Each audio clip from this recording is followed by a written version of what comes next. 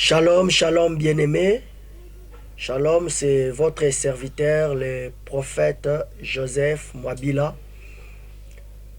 le responsable du ministère chrétien Chapelle de Gloire, qui a son siège en République démocratique du Congo, précisément à Kinshasa, dans la commune de Ngaliema, cité des anciens combattants, sur route Matadi, précisément sur l'arrêt Gramalik. Que Dieu vous bénisse, vous qui nous suivez à ce moment, partout où vous vous retrouvez dans le monde. Nous voulons, à travers cette émission, vous amener la bonne nouvelle du royaume. Et aujourd'hui, nous allons ensemble décortiquer un thème qui s'intitule « À mon nom ».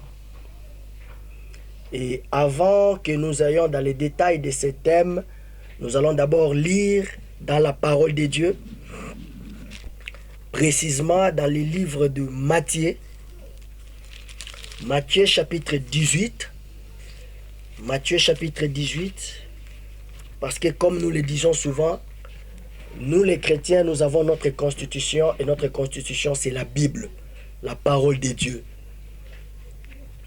Et tout ce que nous faisons, nous devons le faire par rapport à l'écriture, par rapport à ce qui est écrit dans la parole de Dieu. Matthieu chapitre 18, le verset 20, nous lisons au nom de Jésus-Christ.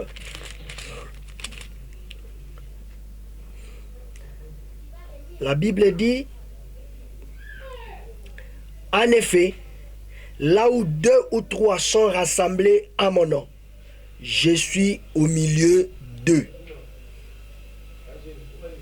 Là où 2 ou 3 sont rassemblés en mon nom, je suis au milieu d'eux. Pour compléter juste cette pensée, je vais lire encore avec vous Marc chapitre 16. Marc chapitre 16, le verset 17. Marc chapitre 16, le verset 17. Et la Bible déclare ceci.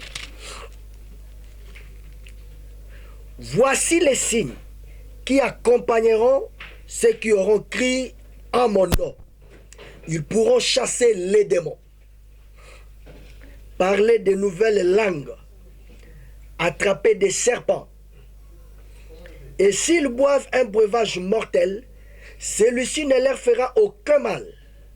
Ils poseront le main sur le malade et ceux-ci seront guéris. Amen. Alors que Dieu vous bénisse, nous voulons enseigner un peu le peuple de Dieu, parce que bien aimé, vous êtes sans oublier que nous sommes dans des temps fâchés, dans des temps où certaines personnes abandonnent la bonne nouvelle. Parce que s'il y a une chose que Jésus nous a laissée, c'est sa parole. Tout ce que nous faisons, les guérisons, la prophétie, le miracle, toutes ces choses doivent tirer leur force ou leur puissance de la parole authentique du Seigneur. Et tout ce qui sort dans le cas de la parole de Dieu ne vient pas de Dieu. Jésus dit, comme j'ai dit auparavant ici, que notre thème c'est à mon nom. À mon nom, au nom de qui? Parce que le nom d'abord, le nom c'est une identité. Le nom c'est quelque chose qui identifie quelqu'un. Le nom c'est quelqu'un qui identifie toute chose, même le matériel. Quel que soit l'appareil qu'un ingénieur, un inventeur de ce monde va fabriquer, cet appareil doit être identifié. C'est comme ça même quand on fabrique une voiture, un téléphone. Je ne sais pas quel ustensile de cuisine ou quoi, on essaie de donner un nom parce que le nom identifie. D'ailleurs, ceux qui ont étudié la grammaire à l'école, on appelait le nom que c'est un déterminant. Donc, c'est quelque chose qui détermine ce que tu es. Le nom détermine ton identité. Et Jésus a dit, à mon nom, vous chasserez le malade. C'est pour dire que dans la vie chrétienne, il y a des choses qui arriveront juste Parce que nous avons l'identité du nom de Jésus-Christ. À mon nom. Aujourd'hui, nous vivons dans un temps où les chrétiens, au lieu d'être des gens puissants, des gens forts, des gens qui font des exploits sur la terre, les chrétiens sont des échoueurs. On a tendance à croire que quand quelqu'un prie, c'est parce qu'il est faible. Quand quelqu'un prie, c'est parce qu'il a des problèmes. Quand quelqu'un prie parce qu'il a échoué de gauche à droite. Or que prier, ce n'est pas une affaire des gens qui échouent. Prier, ce n'est pas une affaire des gens qui ont tout échoué. Non, prier la parole de Dieu, c'est une affaire de puissants, des gagnants. Parce que Dieu lui-même, c'est un gagnant. Dieu lui-même, c'est un vainqueur. Dieu lui-même, c'est par la parole qu'il a créé.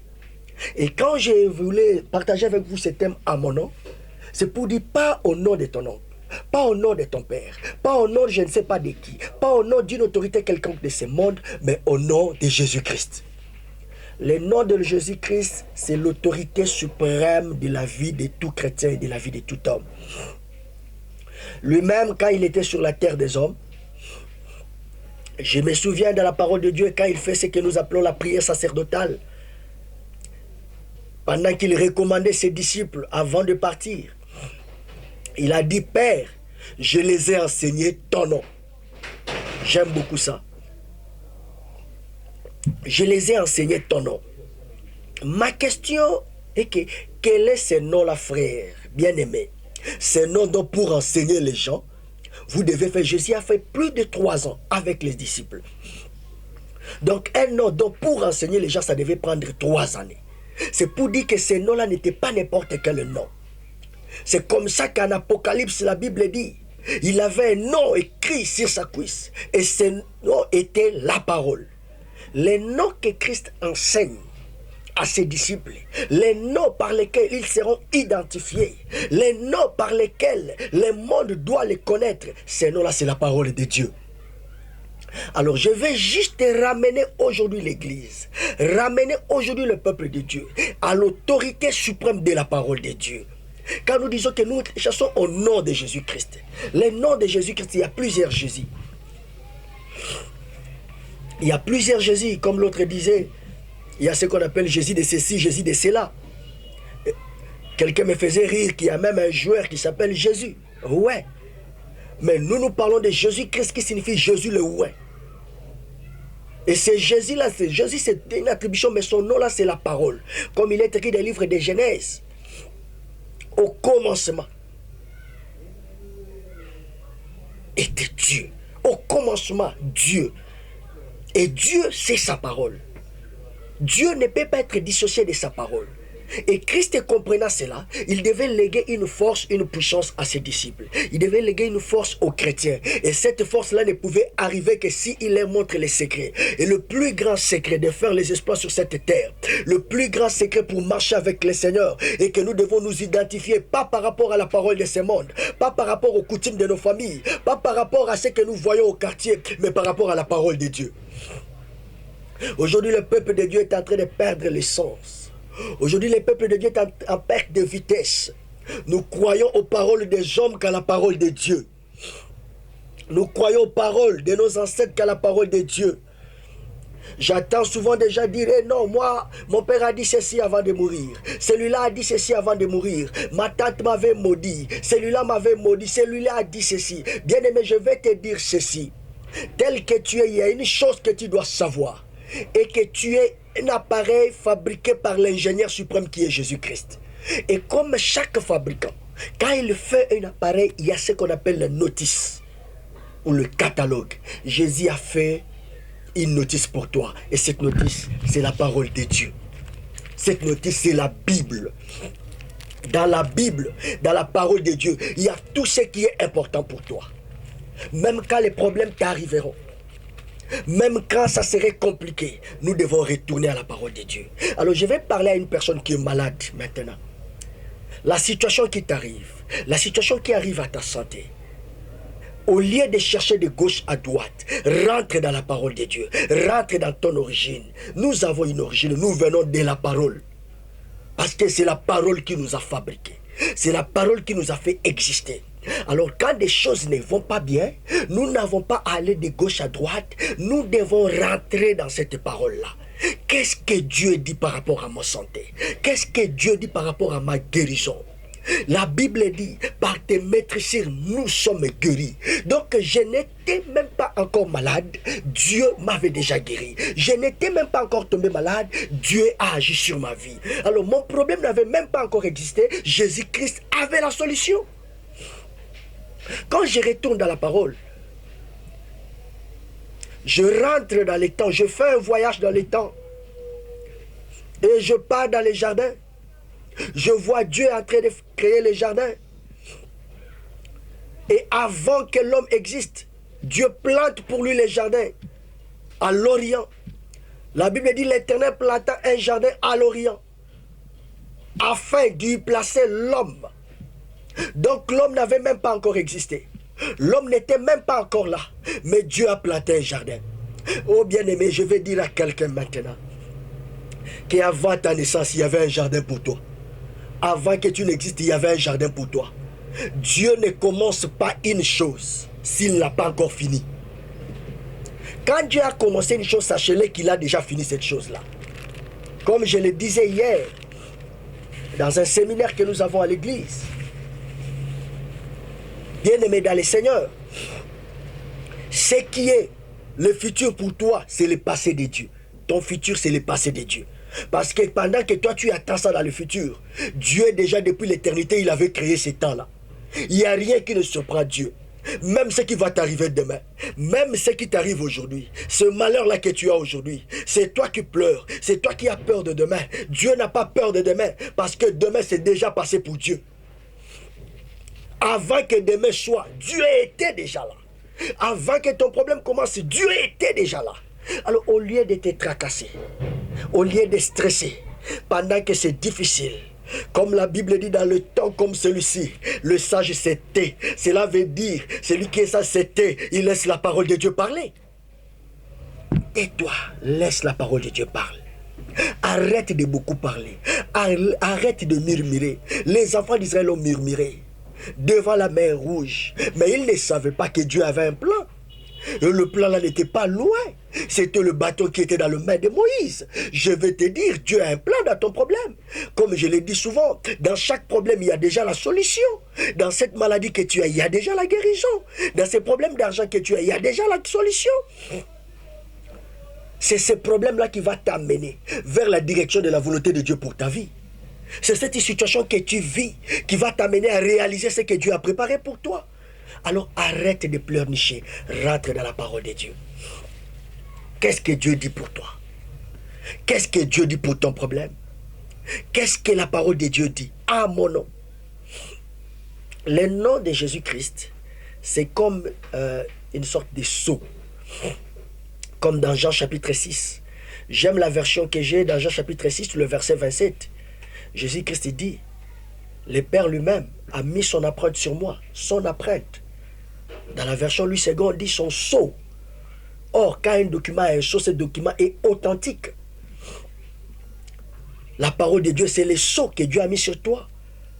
Si la parole de Dieu est en toi, tu as le sceau de Dieu. Comme il est écrit dans le livre des Galates, que personne ne me fasse de la peine. Quand je porte sur moi la marque de Jésus-Christ. Cette marque-là, c'est quoi? C'est la parole en moi. Tu es marqué comme Jacob. Quand il était chez Laban, la Bible dit il voyait qu'il travaillait en vain. Il travaillait, mais c'est Laban qui régnait sur ce territoire. Comme peut-être dans ta famille, il y a des esprits qui règnent sur certains territoires. Alors Jacob a fait un système.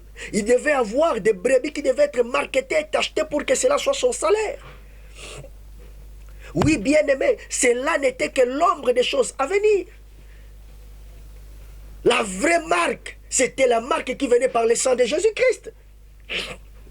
C'est comme ça même Israël, avant de quitter l'Égypte, vous ne pouviez pas traverser la mer Rouge si auparavant, sur votre maison, il n'y avait pas eu un signe d'identité.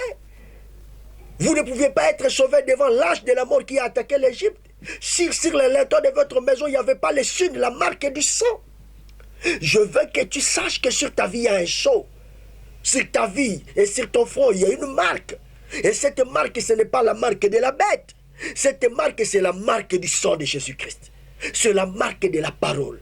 Nous avons une identité. Et notre identité, c'est la parole de Dieu. Et c'est cette identité qui doit nous pousser à faire ce que nous devons faire. Pourquoi tu pleures? Pourquoi tu abandonnes? Pourquoi tu veux laisser bien-aimer?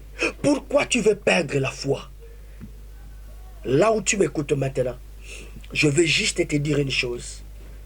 Le nom de Jésus-Christ, c'est notre identité. C'est comme ça qu'il a dit, là où 2 ou 3 se réunissent à mon nom.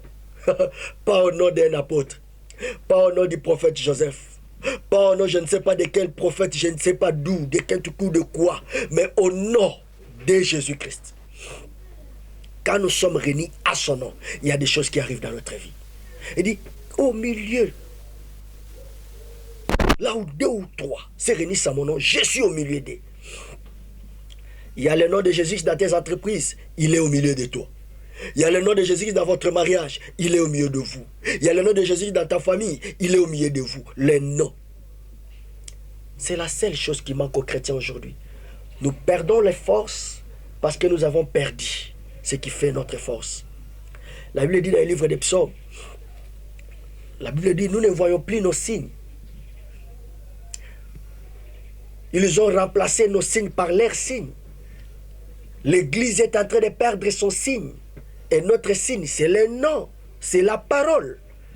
Quand nous perdons la valeur de la parole de Dieu, quand les gens s'attachent à ce qui n'est plus la parole de Dieu, nous sommes en perte de vitesse. Quelqu'un m'a dit un jour, quand on se perd dans les chemins, quand on n'a plus de repères, on cherche à retourner là où nous étions auparavant. Bien-aimés, nous sommes les fils de l'éternité. Nous venons de l'éternité, nous rentrerons à l'éternité. Si nous ne comprenons pas qu'il y a une chose que nous avons que le monde n'a pas, c'est la parole de Dieu. C'est le nom. Et ce nom-là, c'est ce qui change tout. Jésus-Christ, comme identifiant de ta vie, tu es plus que vainqueur. Jésus-Christ, comme identifiant de tes affaires, tu es plus que vainqueur. Les problèmes peuvent arriver, la maladie peut arriver. Je ne dis pas que les problèmes n'arriveront pas. Les calamités arriveront, les problèmes arriveront. Mais la Bible dit, dans toutes ces choses, nous sommes plus que vainqueurs par celui qui nous a aimés. Dans toutes ces choses, nous sommes plus que vainqueurs par celui qui nous a aimés. Je ne voudrais pas être long. Je voulais juste vous amener cette parole d'encouragement pour vous dire que tu as un nom. Tu as un signe. À mon nom. Voici les signes qui accompagneront tous ceux qui auront crié à mon nom. Tu crois en quel nom? Beaucoup de gens disent croire à Jésus-Christ, mais en réalité, ils ne croient pas. Je disais à quelqu'un, imaginez aujourd'hui que tu sois devant la télé, qu'on te dise que le président de la République t'a nommé tel ou tel. Ta manière de penser va changer, ta manière de parler va changer. Ta psychologie va changer juste parce qu'un président a signé, il a parlé de toi. Mais je vais t'informer, c'est lui qui a parlé de toi et celui qui parle de toi maintenant. Il est plus qu'un président. C'est l'autorité suprême de toute créature. C'est Jésus-Christ. Et si tu te comportes par rapport à cela, si tu te comportes par rapport à cette parole, je t'informe que les choses vont changer dans ta vie. Si tu te comportes par rapport à ce qui est écrit, nous devons croire fermement à la parole de Dieu. Nous ne croyons pas. Quelqu'un qui monte dans un taxi, il appelle l'autre, dit, je suis déjà dans un taxi, j'arrive. Il fait confiance au chauffeur. Il monte dans l'avion et dit, je suis déjà, on vient de décoller, on va atterrir dans 1 heure. Il fait confiance au pilote qu'il va arriver à destination. Mais il ne sait pas faire confiance à ce que Dieu a dit, que ton problème a une solution. Fais confiance à l'autorité suprême qui est la parole de Dieu. Le nom de Jésus-Christ peut changer tout dans ta vie. Pour finir, je vais te dire, ce qui donne l'autorité à un militaire, à un juge de t'arrêter, c'est l'ordre qu'on lui a donné. C'est les documents qu'il porte. C'est l'uniforme quand il vient dire, j'ai la convocation. On m'a envoyé, les parquets, les gouvernements. Et nous avons l'ordre. Nous avons quelqu'un qui nous a donné l'ordre. Nous avons une autorité. C'est le nom de Jésus-Christ. C'est la parole. Et cette parole peut te faire entrer partout. Cette parole peut t'amener n'importe où. Cette parole peut te faire devenir n'importe qui. La Bible dit à tous ceux qui ont crié, il leur a donné l'autorité de devenir. Tu peux devenir ce que tu veux. À tous ceux qui l'ont crié, il leur a donné le pouvoir de devenir. Donc quand nous croyons à lui, quand nous croyons à ce nom, quand nous croyons à la parole, il donne l'autorité, le pouvoir de devenir quelque chose de nouveau. Tu peux devenir guéri. Tu peux devenir millionnaire. Tu peux devenir je ne sais pas quoi. Tu peux devenir tout ce que tu veux. Juste parce que tu crois à l'autorité et la parole de Dieu. Les noms. Là où 2 ou 3 sont réunis à mon nom. Tout ce que tu fais, tu le fais au nom de qui? Tu échoues parce qu'il n'y a pas le nom de Jésus. Ils étaient dans la barque. La tempête a monté. Ils voulaient chavirer. Mais parce qu'il y avait les noms avec eux, tout a changé. Pierre a marché sur l'eau aussi longtemps qu'il croyait au nom. Quand il a commencé à douter du nom, il a commencé à s'enfoncer. Nous nous enfonçons parce que nous manquons les noms. Quand il y a les noms dans ta vie, tout change. Que Dieu te bénisse. Et que la gloire de Dieu a dans ta vie. Je vais juste te prier pour quelqu'un qui est malade à ce moment. Là où tu es, peut-être à l'hôpital où tu me suis, à la maison, au bureau, dans ta cuisine, n'importe où. Je prie que tout ce qui dérange ta vie, maladie, difficulté, problème, au nom de Jésus-Christ, que cela quitte ta vie. Que le nom de Jésus-Christ, le nom élevé au-dessus de tous les noms, que cela agisse maintenant dans ta vie. Entre dans le repos et reçois ton miracle. Je veux juste que tu crois à cette parole. Parce que je ne le proclame pas au nom de mon Père ni de mon oncle, mais au nom de Jésus-Christ. Que cela arrive dans ta vie. Que la grâce de Jésus-Christ demeure sur vous. Amen.